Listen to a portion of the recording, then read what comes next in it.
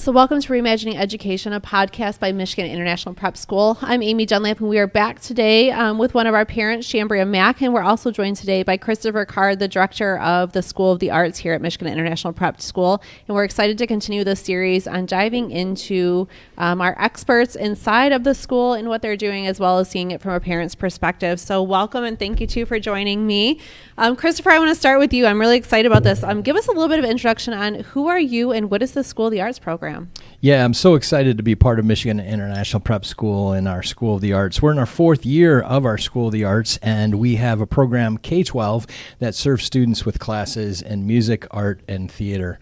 And it goes well beyond me. I've got a great staff of 7 full-time arts educators that work in the different subject areas, and it's just so exciting to be doing this work. It is exciting. You know, it's something that I think, so many local districts now are getting away from the arts. My son only gets it because there's sort of a volunteer that's helping with it, and I cannot imagine if he wasn't getting an art. But here, it's like we're growing this opportunity. So tell me a little bit about what can students here take as they go along in their journey from kindergarten to 12th grade. Yeah, and I appreciate what you just mentioned about growth, because every year for the past 4 years, we have grown the arts program as we see new opportunities, and we just seek to always get better at what we're doing, as well as reach more students. And so we again have subjects of music, art, and theater, and each year we've added new courses in there. So we have over 30 courses we offer K-12 in those subject areas. So in the area of art, we have digital art and then more traditional drawing and painting, which is exciting to offer both those directions. Our youngest students, our elementary students, get shipped an art kit that includes a sketchbook and drawing and painting supplies. And so from our youngest grades, we get them just with the tools they need to succeed in these courses. And then in the areas of music, we start with our youngest grades, which is traditional elementary music course, which is super exciting. The kids get sent music instruments, and so they don't need to come up with something. We send a classroom of instruments to them, and they can keep those instruments. And so their music teacher does activities with them during the week, during their live sessions. Pull out this instrument. Let's use that. And then in theater, our students do all aspects of theater. So they study costume design, scene design, script writing, as well as the traditional acting stuff. So that's exciting. Then our music kicks into a higher degree, if you will, in our middle school years. And so we offer guitar, piano, and voice. And one of the exciting things that we do in those subjects is provide not just live class instruction where students can have camaraderie and growth from peers around the state, but they can also receive free one-on-one lessons with an expert instructor. And so that one-on-one attention is just a key component that normally you'd pay hundreds and hundreds of dollars for in a year, but we decide that's just goes with it, and so we provide that aspect as well.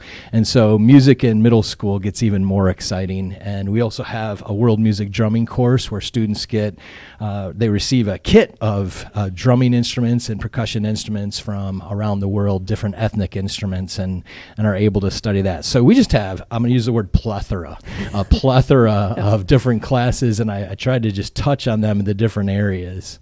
It's so exciting. I've gotten to witness. I was referencing in an earlier podcast about how I'm excited that the room that we're recording in is right next to the School of the Arts room. And so I get to hear a lot throughout the day, and it's really just exciting to see what's happening with students.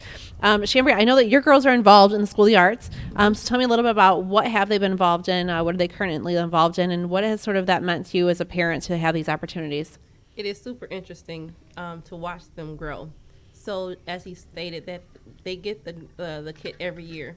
So I end up keeping the notebook and watching the drawings get more articulate every year, from the very first one to what they're drawing now and what they're doing. And I remember last year watching my daughter do the play last year, watching that play come together. That was super cool. And now I have a daughter doing piano lessons. She finally got to the 5th grade so she could do the piano lessons, and she is super excited about that. So that's really an exciting part of our day. I love that. And I think you touched on something as you're talking about the play from last year. There have been 2, I believe, right, virtual plays now. Walk me through, what does that even look like? Because I've just seen the finished product, which looks like you are sitting in an auditorium watching this live. It's incredible. Well, one of the questions I get a lot from just people who hear about what I'm doing and what our team is doing is, how do you do the arts virtually, you know? And I would say it's so exciting if you can't innovate in the arts, where can you innovate, you know? And so we have spent years just innovating ways to do things in a virtual environment. So, we saw from COVID, people try things that you would do in person and just try those online. We take a different approach. How can it best be done virtually? And so, we have students receive green screens as one of our strategies. We just have a lot of strategies that we have to be able to do different productions and stuff and without pulling the students together into one area, because they can't all do that. We have some students in Detroit. We have some students in the Upper Peninsula. They can hardly ever meet. They wouldn't be able to get together. So we do have put on a virtual play each year, and we're seeking to do one again this year as well. And so that's just a lot of strategies involved to do that, more than we have time in this podcast for, but it's pretty fun coming up with how can we do this. So we'll ship the props to them and costumes to them. We give them the green screen, and then we do a lot of post-production work where we do that. They'll have rehearsals, online, and then they have a taping where students are in their own home, tape their part of it, and then we piece them together. And with the magic of green screens, we can do that. I appreciate you mentioning about growth and just that. And I just want to mention that it's so exciting to have students not just be in the program, but stay in the program. And then, you see that growth as an artist. And our mission is to help every student discover their creative potential, because people have creative potential they don't realize until an expert comes along and shows them, here's how you can grow and here's how you can go to that next step. And you can see that real well. You can hear that literally in music, because you can just, hear the progression. And upcoming, we're going to put out a video of one of our students from 4 years ago, who is a beginning piano student, had never seen a piano keyboard before. And that's what we start off with our students with, is they don't know what to do when they sit there. And then now, 4 years later, has stayed with us and is at the intermediate level. And so we're going to have a before and after snapshot of her first year now to the 4th year, and just to hear that progress. But you can also see it in artwork. You can hear it in acting. You can just see it in just one of the things that we love to see is students grow in their confidence as an artist. I feel more comfortable doing this, and I know what I'm doing now. I used to just enjoy it, but now I feel like I know what I'm doing and have, a plan. And that's one of our specific missions, is just to help our students be well-rounded, to understand the whys, not just the hows. Yeah, I love that. I think something too that was mentioned earlier in an earlier podcast is that, doing art in an online setting really allows kids to be individualized too in what their passions are, whether it's how they're drawing, or what they're singing, or what they're playing, etc. And you guys have really embraced what is your passion, and let's find it and run with it. Talk to me a little bit about that and how you guys have been able to really hone in on the specifics of their type of creativity. Yeah, no, I appreciate you saying that, because I spoke with a parent this summer that had just wanted to look into what we offer in the arts, and the daughter was very concerned because she didn't want to lose her individuality, her uniqueness, and her approach.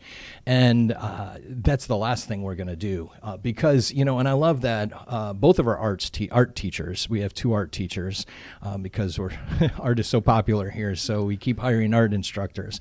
But both of them understand that, if we're talking about the human eye this week, they're not going to say, this is how to draw an eye. And they just do this how-to. So it's way different than you might find on YouTube. Here's how to draw a tree or whatever.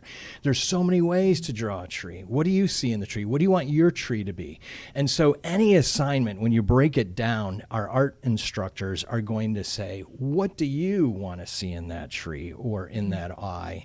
And they can give you the tools to, if you want it to be more like this is what you could do. You could shade it this way. And so but we respect that on just the deepest of all levels, individuality in our students, and that uniqueness that they all bring. And they all learn in a different way as well. You have a couple daughters, right, in the program, and each one learns differently. Totally. And so we're excited to discover what makes one work and then what makes the other work, and then apply even different strategies to bring out each's unique potential. But on every level, we don't want to have them creating the same trees, playing the same songs, play it your way kind of thing. Play it true to the art, following the rules of the art or whatever, but from your passion, from your unique vision. Yeah, I love that. Chambry, what have you been seeing as you sit and see your daughters go through lessons and go through live lessons with their art teachers? What are you seeing that sort of maybe inspires you in what they're doing, or gives you those proud mom moments, or those sort of things? I think that it's so fulfilling to hear him say that, because I know it's true. Because as a mom, I'm listening to it on the other end, and my daughter, who loves to draw, she's always encouraged to do it her way. And there is no pressure, even from peers, to go a different avenue. She can sit there and do it her way, the way that she saw it in her mind, and then to hear the teacher say it was great. Like to hear her, because usually that's the comment that she comes to tell me, that the teacher said that it was great, and then she asked me, what do I think? Well, of course it's great. Yes, amazing.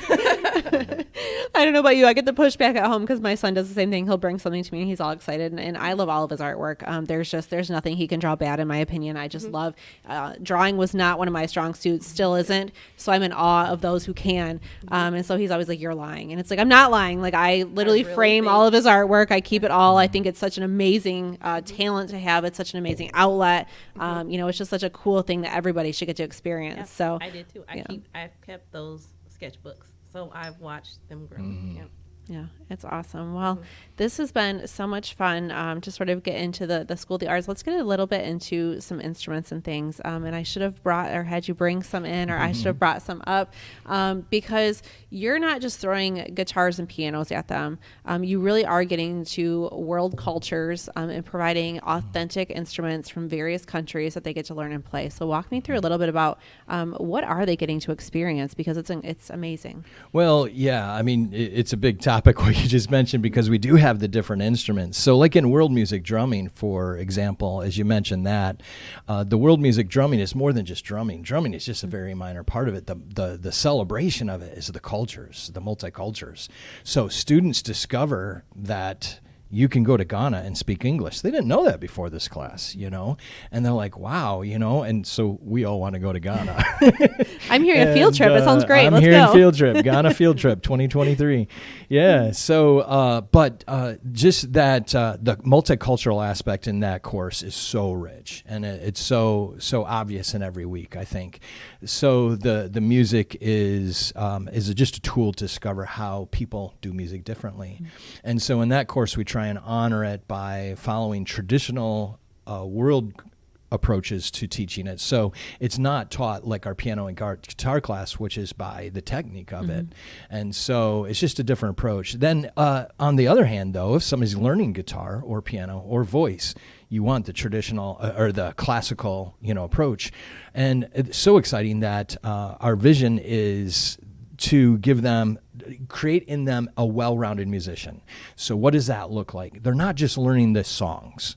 They're going beyond that to where they understand the theory of the songs, and then they can write their own songs. So that's a neat aspect of the course, is that our students are doing their own compositions. That's something we have our level 1 piano students do, and all the way up. And as they advance, they're writing more advanced music.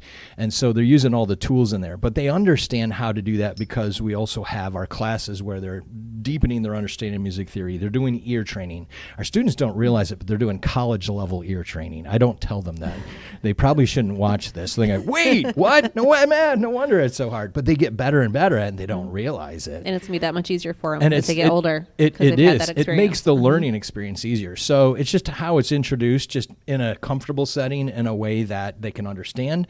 And then increasingly, you just ratchet it up. And again, our middle schoolers are doing college level ear training. So it's just fun that I don't tell them that. Now I have. You have. I know the secret's going to be out. It's going to be out. You know, and I hope that they see it, because I think credit. You know, it's okay though. I hope that they do see it, because I think they'll realize. I think that the students that you and your team work with already recognize the quality that they're receiving in their instruction, but this just affirms what they're getting and how they are going to be above their peers, if they choose to move on in college or after high school in whatever facet to continue with the arts. So I think it's awesome. I want to leave you with, I would really love to keep going, but I think we need probably another day and another time for that. So we might have to revisit and maybe bring in some of our art students to talk, about their experiences as well. So we should definitely do that as a follow-up. But I want to leave both of you sort of a last chance here to our viewers that are watching, whether it be kids, parents, future students, current students. What do you want to leave them with?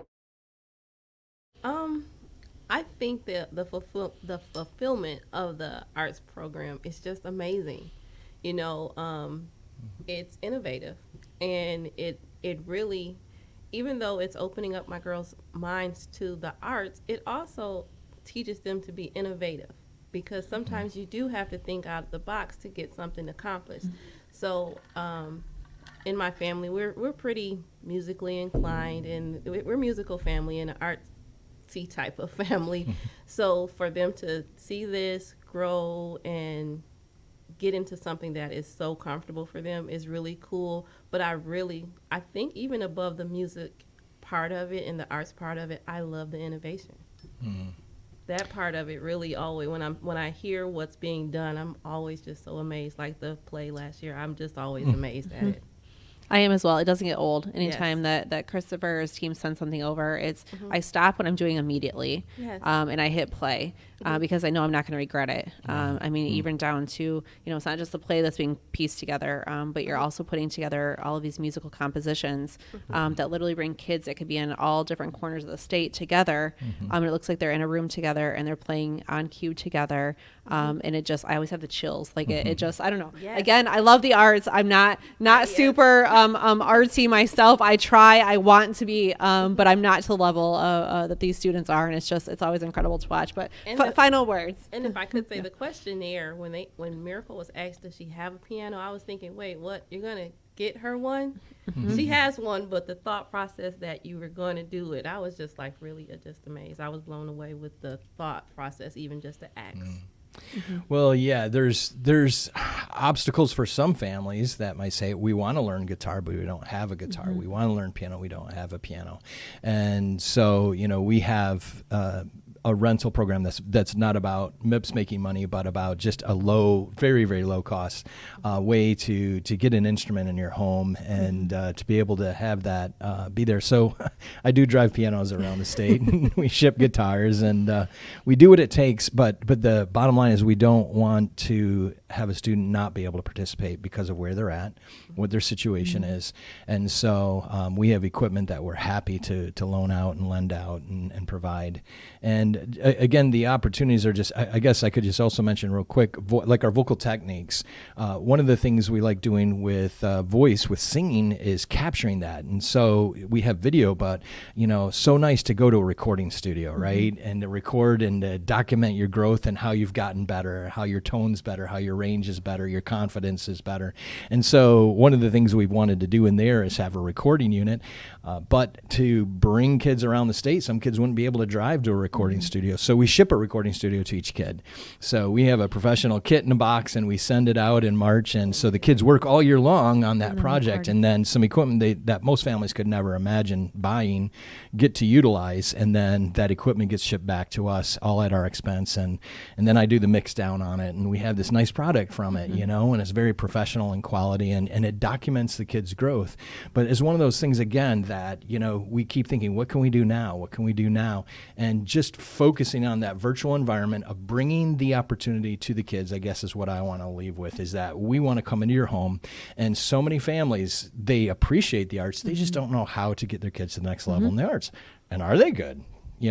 So we provide those experts that are, have got the years of training and experience and the degrees and the certifications into your home, provide the tools they need to be successful, and then you get to benefit and hear them. And we have a lot of parents sitting in, and they're learning piano and guitar and voice too. And so that's kind of fun too, is just have a family learn together and appreciate together what can be learned and done in the arts. And I also just want to mention, we have a website, mipreparts.org. There's so much more to say and discover about our arts program. So that can be a good go-to if anybody's watching and wants to just hit on that website, mipreparts.org. And there we have information on each of our classes that we offer and the different programs. I love that. And I know that I'm trying to wrap up, but then you guys say things that trigger me here. But, you mentioned something that we don't want any family to not be able to do it. If they want to do it, we want them to be able to do it. Yeah. And I think back to like the arts, especially and I see that even with my son, it's an outlet. And it's almost like a mental health sort of bit. He likes to be able to sit down and draw. Let the kid draw. And what if I didn't have the means to get that for him? It's so wonderful that you guys are finding a way to make that happen. So thank you for that, and continuing to just sort of build this program to what it is, and letting me eavesdrop all the time, because honestly, it's always warms my heart to see what the students are up to and what new things you guys are throwing out there for everybody. It just brings up a story, and I'd love to share it if I can. So I appreciate that MIPS leadership is very much behind the arts, and they back it up with commitment, and ultimately commitment means dollars. And so we just take a lot of our resources and we say, this is a priority. And so we're gonna not say no to a need, if you will. So we had a student in our digital art class who was struggling physically because of a health condition he has, with the stylus doing digital art on the iPad, and it was really causing pain in his hand. And so the mom reached out, and we were like, we don't want it to drop, but he can't be unhealthy. He can't be having this pain. And so we did some research, found this much larger stylus that's designed for students that do have different conditions. And so we were able to get one of these and send it to and it's been just wonderful. But this student has just come alive, that he can draw all day long without exhausting himself. But that different tool. So we love finding a way. Let's put it that way. Yes. We love finding a way to meet a need, because every student does matter, and we don't want to miss an opportunity. So we got our eyes on hundreds of students at Michigan International Prep School in our arts, but our focus on each one and meeting their unique need and providing them the tools they need to be successful and confident in creating in the arts. Yeah, I think that's like the mic drop right there. So with that note, thank you both for being here. Head on over to miprepschool.org for more information, or on any of our social media channels, Facebook, Twitter, Instagram, LinkedIn, and YouTube. And we'll see you next time on Reimagining Education, the podcast. Reimagining Education is brought to you by Michigan International Prep School, a tuition-free K-12 online school. If you'd like to learn more about us and what we do, you can visit our website at miprepschool.org. That's miprepschool.org. Thanks so much for listening to this podcast, and we'll talk to you soon.